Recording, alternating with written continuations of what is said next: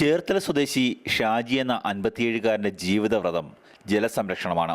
85 സെന്റോളം വരുന്ന സ്വന്തം പുരയിടത്തിൽ ഇദ്ദേഹം നിർമ്മിച്ചത് 7 കുളങ്ങൾ. അതിൽ ഏറ്റവും വലിയ കുളം നിർമ്മിച്ചത് 8 സെന്റ് വലുപ്പത്തിൽ. ചുരുക്കി പറഞ്ഞാൽ പുരയിടത്തിന്റെ നല്ലൊരു ഭാഗവും കുളങ്ങളാൽ സമൃദ്ധം. ലോക ജലദിനത്തിൽ ജലസംരക്ഷണത്തിന്റെ പുത്തൻ മാതൃക തുറക്കുകയാണ് ഇദ്ദേഹം.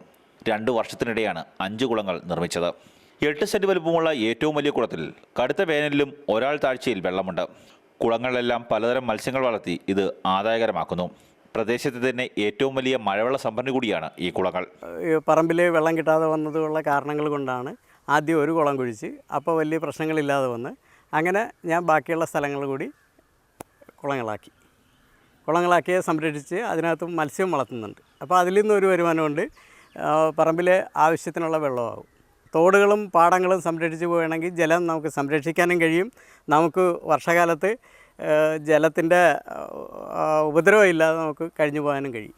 കുളങ്ങൾ നിർമ്മിച്ചതിൻ്റെ ബാക്കി ഭാഗത്ത് വെറ്റില മരച്ചീനി കൃഷികളും ഷാജി നടത്തുന്നു. ചേർത്തലയിലെ സ്വകാര്യ ആശുപത്രി ജീവനക്കാരനായ ഷാജിയുടെ ജലസംരക്ഷണം മൂലം ഒരു പ്രദേശമാകെ വരൾച്ചയിൽ വിയർക്കാതെ ജീവിക്കുന്നു. കുളങ്ങൾക്ക് സമീപത്തുള്ള ഒരു വീട്ടിലെ കിണറിൽ പോലും ഇപ്പോൾ ശുദ്ധജലത്തിന് ക്ഷാമമില്ല. മാതൃഭൂമി ന്യൂസ്, ആലപ്പുഴ.